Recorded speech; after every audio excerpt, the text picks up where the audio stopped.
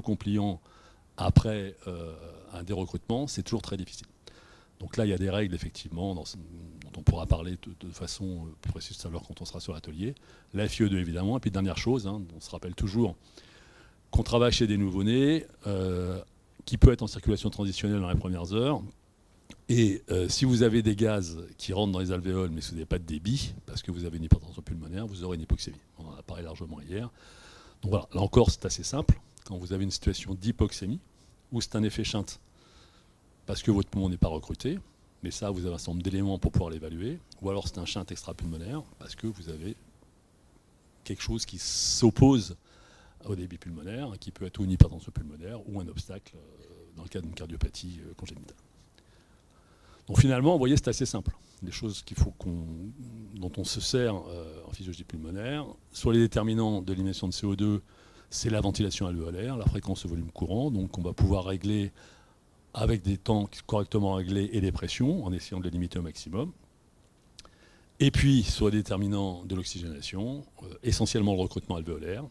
Et puis, en pensant toujours, bien entendu, que dans certaines situations, on peut avoir des problèmes de débit.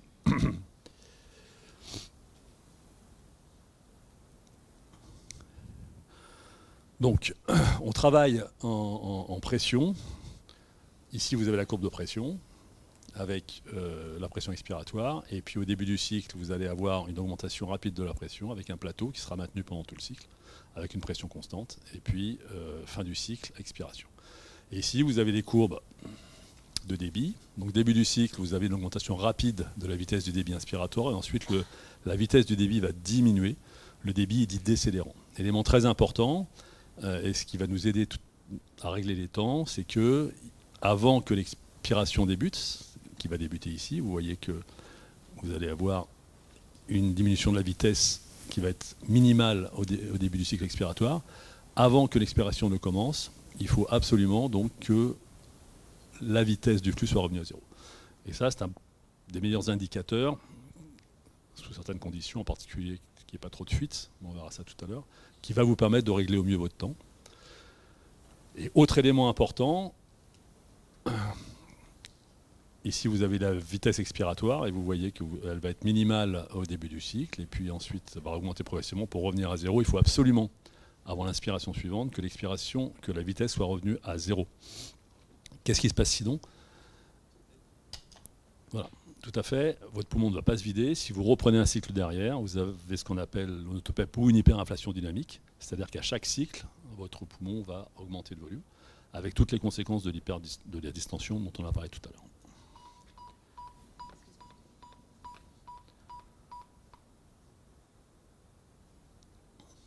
Donc, quand on travaille en pression, voilà, on a une pression qui est fixée, donc on va générer un volume courant et on va générer donc des débits donc inspiratoire, expiratoire. Si la compliance augmente, qu'est-ce qui va se passer?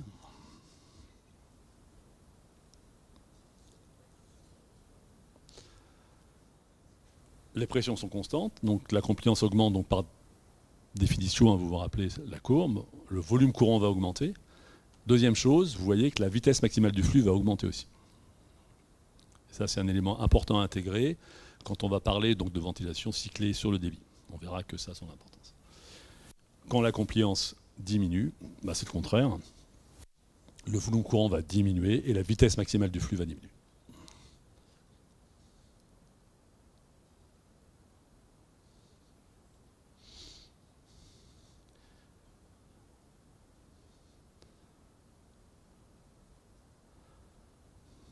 Alors, maintenant on va parler, pour pratiquement terminer rapidement, donc sur la façon dont on va cycler. Cycler, ça veut dire qu'on va définir un début de cycle et une fin de cycle.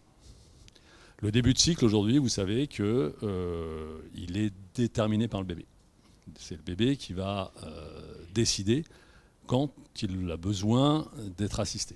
C'est ce qu'on appelle la ventilation assistée. Vous savez que pendant longtemps, on travaillait en ventilation contrôlée. Les plus anciens dans cette salle ont connu ça. La ventilation contrôlée, on réglait le respirateur et le bébé pouvait respirer, puisque comme on travaille avec des respirateurs à début continu, il pouvait prélever un peu le volume courant.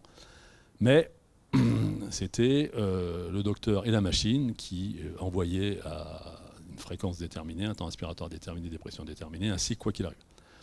Le problème, c'est que ça pouvait créer ce qu'on appelle de l'asynchronisme. Et on sait aujourd'hui, c'est-à-dire que le bébé n'était pas d'accord, et il se battait contre le respirateur. Les anglo-saxons disent « baby was fighting against the ventilator ». Le terme est bon. On a démontré très vite que c'était délétère à la fois pour le poumon, avec une augmentation de risque de barotraumatisme, mais aussi, et essentiellement, chez les grands prématurés, c'était un facteur d'hémorragie intraventriculaire. Donc aujourd'hui, on utilise ce qu'on appelle une ventilation assistée, et c'est le nouveau-né qui va envoyer un signe, un trigger, c'est la traduction anglo-saxon, au respirateur. Et quand le respirateur va recevoir ce trigger d'une amplitude qui est supérieure à la limite inférieure qu'on a fixée, il va assister.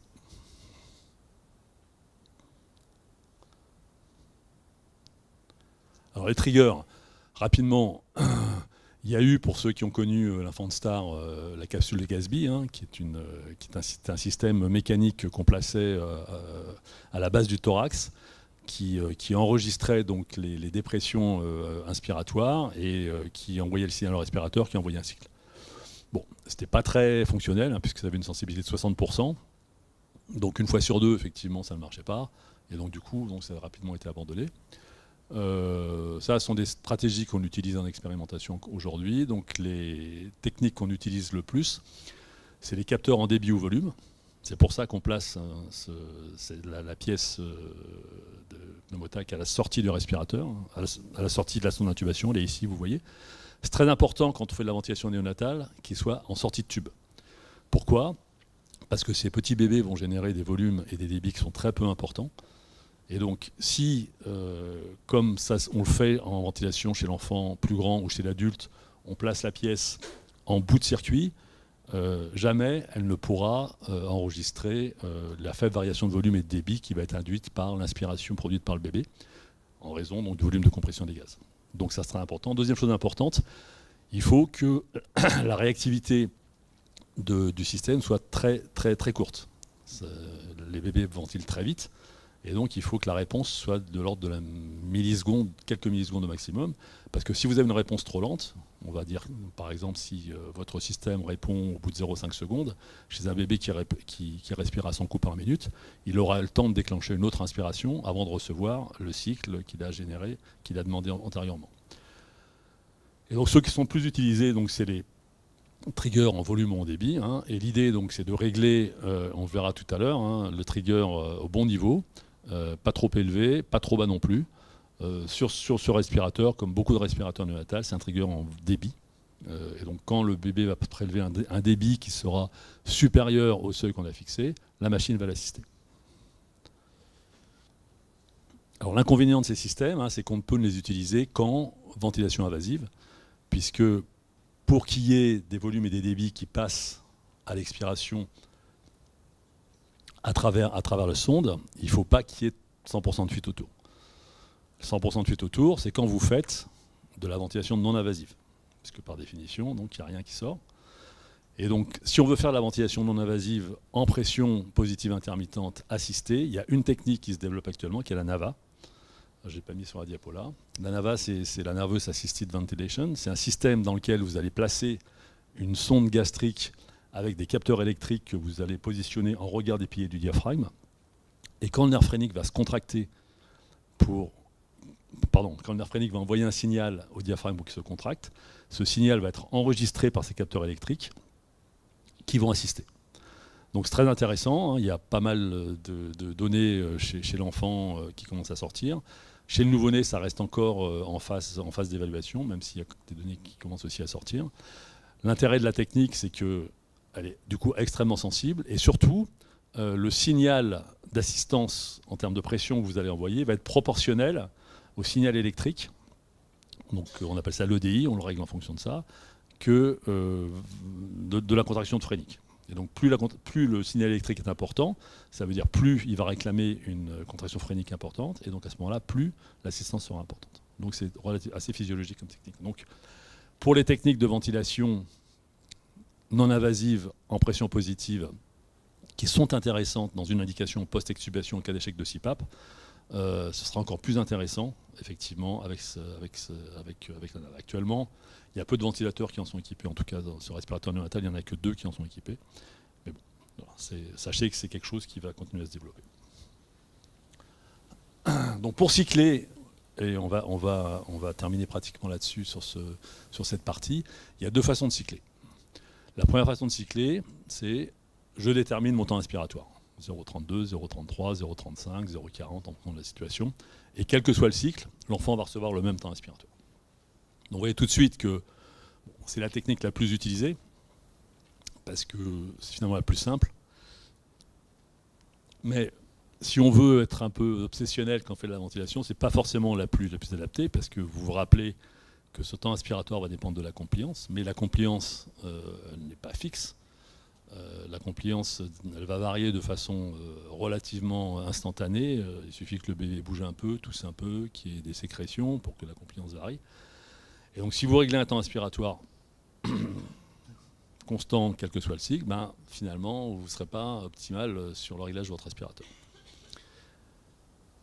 Néanmoins, c'est la forme la plus utilisée. Donc c'est pour ça qu'il peut être intéressant d'utiliser la ventilation cyclée sur le débit. C'est quoi le principe de la ventilation cyclée sur le débit? La ventilation cyclée sur le débit, bah, vous allez vous servir de votre courbe de débit. Donc vous vous rappelez, donc, la vitesse sera maximale au début du cycle, et ensuite vous aurez une diminution de la vitesse. Et vous allez dire au respirateur, voilà, moi je veux que mon cycle s'arrête quand je suis, bon ici on a mis 40%, mais on verra que ce n'est pas les réglages qu'il faut utiliser, quand je suis à 40% de la vitesse maximale du flux lors de flux décélérant. Et donc, augmentation de ma vitesse qui sera maximale au début du cycle, diminution de la vitesse, et puis quand je suis à 40%, hop, ça s'arrête. Vous voyez tout de suite que l'intérêt du système, c'est que vous allez régler un temps inspiratoire qui va être un pourcentage, c'est-à-dire une variable relative. Cette variable relative va dépendre de la vitesse maximale du flux.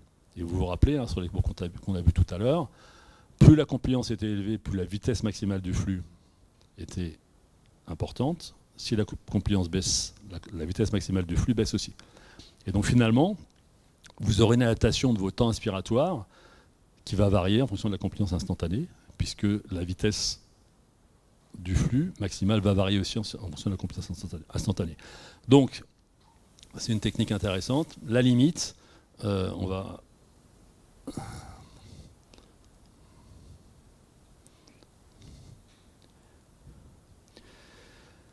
La limite, c'est celle-là. La limite, c'est que vous voyez que si vous réglez donc, un arrêt de cycle trop précoce, vous allez générer un volume courant qui ne sera pas forcément suffisant.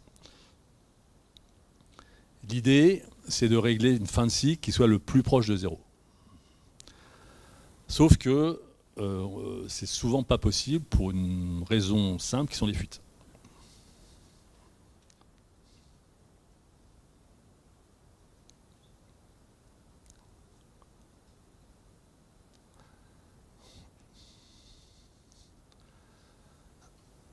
Qu'est-ce qui va se passer s'il y a trop de fuites? Voilà. Et si vous avez une courbe, mettons que vous ayez 40% de fuite et que vous demandiez à votre respirateur, moi je veux que tu termines mon cycle quand je suis à 30% de la vitesse maximale. Qu'est-ce qui va se passer? Voilà. Il va se passer que, comme vous avez 40% de fuite et que vous avez demandé de régler à 30%, le respirateur ne verra jamais passer les 30%. Donc le risque théorique, effectivement, c'est que le cycle ne s'arrête jamais. Sauf que ça ne se passe pas comme ça, puisque de toute façon, sur tous les respirateurs, vous allez régler une ventilation de secours minimale, hein, quand vous allez régler votre respirateur, et ce qui est une ventilation qui est cyclée sur le temps. Donc le respirateur va reprendre la main, et donc vous allez repasser en ventilation cyclée sur le temps.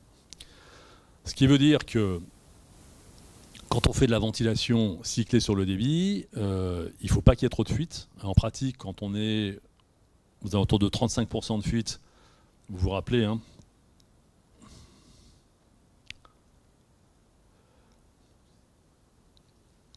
on va être obligé de régler une fin de cycle dans de 40%, on va générer un volume courant trop important. Donc en pratique, quand on est à 35% de fuite, voilà, on peut encore faire de la ventilation cyclée sur le débit, mais au-delà, non. Donc ça, c'est la limite la plus importante de ce système, qui sinon est très intéressant.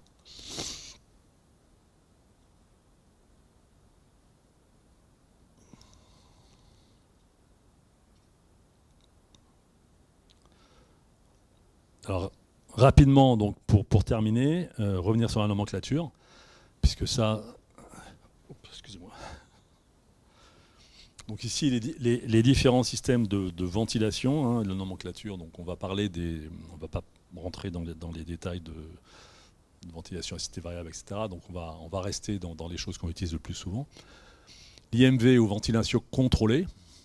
Donc ici, vous avez votre patient, et donc on travaille sur des respirateurs à débit continu. Donc votre patient peut prélever un peu de volume quand il respire, mais votre respirateur, il va, quand vous êtes en ventilation contrôlée, donc quel que soit ce qui se passe chez le patient, il va délivrer donc un cycle à pression réglée dans le respiratoire, puisqu'on est en ventilation contrôlée. Donc par définition, dans la nomenclature, on est en ventilation cyclée sur le temps.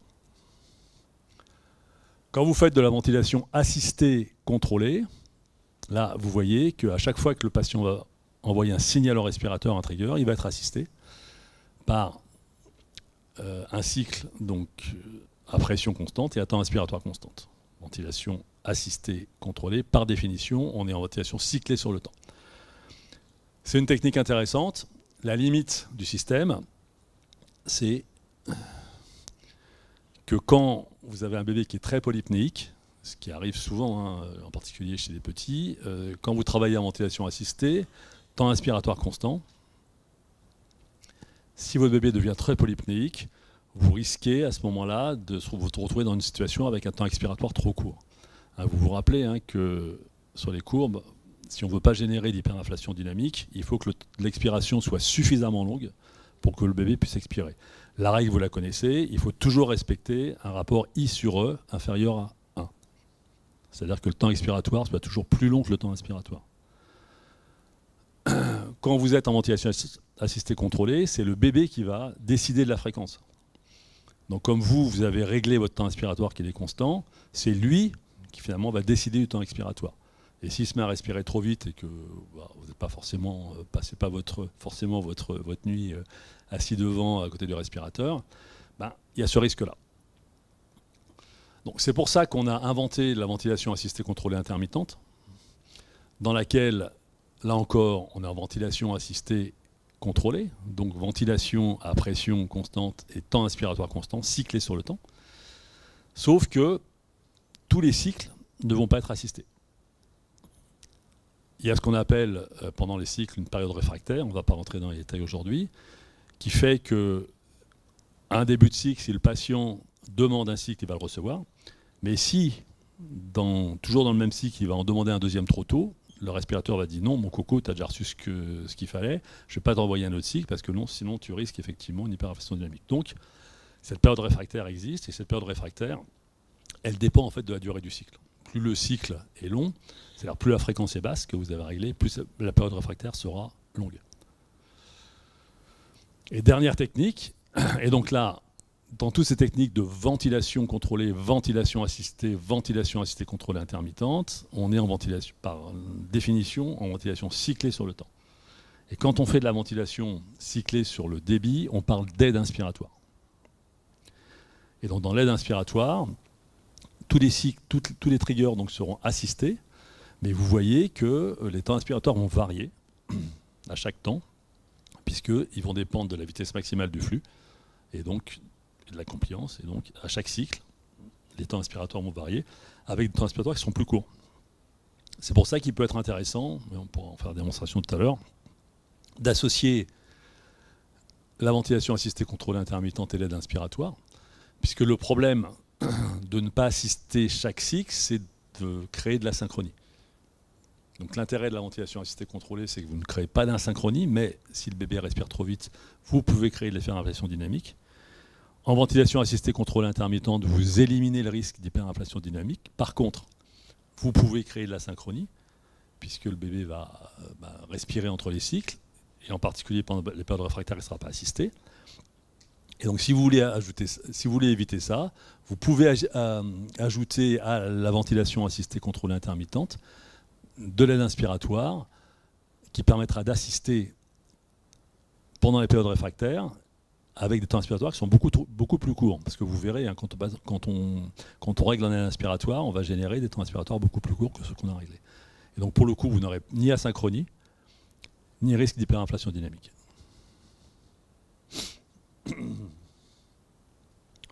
On va s'arrêter là pour ça. Est-ce que vous avez des questions déjà? Après, on va faire rapidement 10 minutes sur le HF hein, pour juste les grands principes. C'est clair pour tout le monde? C'est important pour profiter au maximum ensuite de la démo sur le respirateur. Vous voyez, c'est pas très compliqué. Hein. Après, bon, c'est évidemment de la pratique. Hein, et puis, voilà. Et toujours penser à une chose qui est très importante, hein, c'est que le système est en évolution permanente.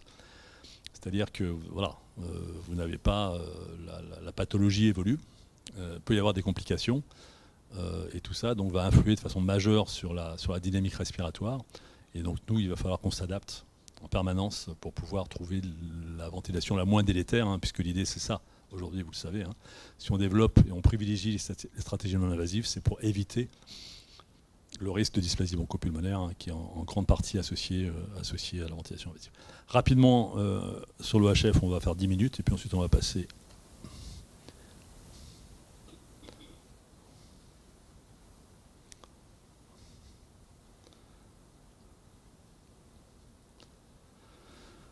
Alors, l'OHF a été inventé dans les années 80 pour justement essayer de ventiler à pression constante avec le volume courant le plus faible possible. Donc l'idée étant de limiter au maximum le risque de volo de barotrauma associé à la ventilation. Donc par définition, l'OHF, c'est une ventilation avec un volume courant, si le volume courant a un sens en OHF, qui est inférieur au volume de l'espace mort. Donc, ce qui défie les règles de la ventilation classique, hein, puisque vous vous rappelez, hein, la ventilation alvéolaire en physiologie, c'est fréquence fois volume courant au volume de l'espace mort. Donc, c'est certainement pas cette équation qui s'applique aux échanges gazeux, parce que sinon, vous auriez une ventilation alvéolaire négative, hein, ce qui ne peut pas exister. Une fréquence supérieure à 5 Hz, donc 300 coups par minute, 1 Hz c'est 60 coups par minute. En pratique, on travaille entre 10 et 15 Hz. Et, élément très important, l'expiration est active, ce qui différencie l'OHF de la VHF. En VHF, vous savez que c'est une technique qui a été utilisée au début, en particulier avec Draeger, qui avait mis ça sur son Babylog 8000, en disant on fait de l'OHF, sauf que une expiration active, ça va dépendre de la capacité de repos du poumon, mais quand on travaille à 600 coups par minute, aucun poumon ne va mettre 0,1 seconde à revenir à une phase d'équilibre. Donc ça ne marchait pas. Et c'est pour ça qu'on fait de l'OHF, on a une expiration active avec un système de valve ou de pompe qui permet effectivement de ramener le poumon après chaque inspiration à une phase de repos. Donc l'équation des gaz alvéolaires, contrairement à la ventilation classique, hein, elle ne peut pas être ça, on l'a vu parce qu'on a un volume courant inférieur à celui de l'espace mort, c'est fréquence fois volume courant au carré. Et ça, on verra quand on fera la démonstration qu'on a un marqueur qui s'appelle la DCO2 qui permet de monitorer donc, sur les respirateurs qui font de l'OHF, comme celui-ci, au mieux l'élimination de CO2. Puisque bien entendu, hein, la ventilation alvéolaire va déterminer, hein, vous vous rappelez, l'élimination de CO2. L'oxygénation, donc, elle va dépendre, donc, on l'a vu, du recrutement alvéolaire. Et en pratique, c'est la pression moyenne ou pression de distension qui va permettre donc, de recruter au mieux le poumon. Alors, toujours rappeler donc, que quand on fait de la ventilation en pression positive, il faut absolument éviter donc, le risque d'hyperinflation. Et il existe dans toutes les techniques de ventilation, et particulièrement en OHF, et ça il faut faire attention parce qu'on n'a pas beaucoup aujourd'hui en pratique clinique d'éléments qui puissent nous permettre de bien l'évaluer. On se sert de la radio de thorax, mais ce n'est pas un bon élément. Donc actuellement, sont en développement des systèmes qui permettent de mesurer les volumes pulmonaires de façon non invasive, de façon localisée, donc dans chaque lobe. Ça va venir rapidement, je pense, en pratique clinique, mais pour l'instant, c'est encore en phase de développement. Il n'empêche qu'en pratique clinique, donc on continue à se servir de la radio, et quand on fait de l'EHF, il faut faire des radios, au moins 3 radios par 24 heures, pour essayer d'évaluer au mieux l'hyperdistension si elle apparaît. Après, il y a d'autres signes, on verra tout à l'heure, qui doivent nous faire penser qu'on est en surdistension. L'élimination de CO2, je ne vais pas rentrer dans les détails, c'est un certain nombre de principes physiques qui ne sont pas très intéressants pour nous. Donc je passe rapidement.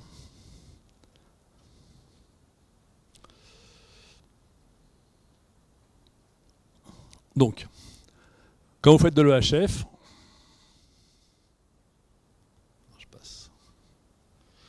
vous avez fixé une pression de distension. Cette pression de distension est une pression constante. Donc un des intérêts, si vous voulez, quand vous travaillez en pression constante, sur un poumon qui est par essence une structure hétérogène, et qui l'est encore plus quand le poumon est pathologique, finalement, ça va vous permettre de lisser l'hétérogénéité. Parce que quand vous travaillez en pression positive intermittente, quand vous allez ventiler un poumon hétérogène, la pression va aller se répartir dans les zones les plus compliantes, qui sont déjà ouvertes, et très peu dans les zones qui sont les moins compliantes. Donc finalement, quand vous allez ventiler un poumon hétérogène en pression positive, vous allez contribuer à aggraver l'hétérogénéité. Si vous mettez une pression constante, vous aurez théoriquement moins cet effet-là. Et vous allez osciller autour de cette pression de distension, pic à pic, ou avec un delta P. Et vous voyez que un des éléments essentiels donc, qui va générer la ventilation alvéolaire, c'est ce volume courant, entre guillemets, au carré. Et vous voyez que pour faire varier ce volume courant, il y a deux façons. Il y a ou faire varier la fréquence. Et donc, contrairement à la ventilation conventionnelle, quand vous augmentez la fréquence, ici on va passer de 10 Hz à 15 Hz, vous allez diminuer le volume. Donc vous allez diminuer la ventilation alvéolaire, alors que quand vous travaillez en ventilation conventionnelle, quand vous diminuez la fréquence, vous allez diminuer la ventilation alvéolaire. Et l'autre façon de faire, c'est d'augmenter le delta P.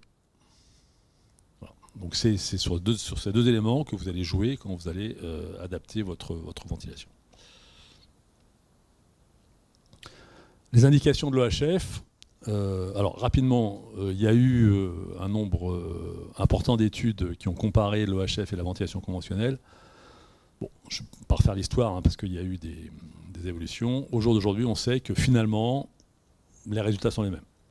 Tout est affaire d'expérience de chaque équipe. Il y a des équipes qui font beaucoup de EHF, l'équipe de Lyon par exemple, nous on en fait beaucoup, d'autres qui en font moins. Voilà.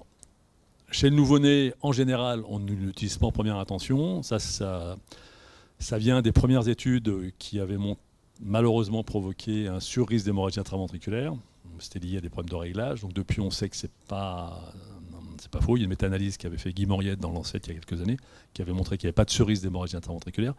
Mais bon, c'est pas en général une stratégie qu'on utilise.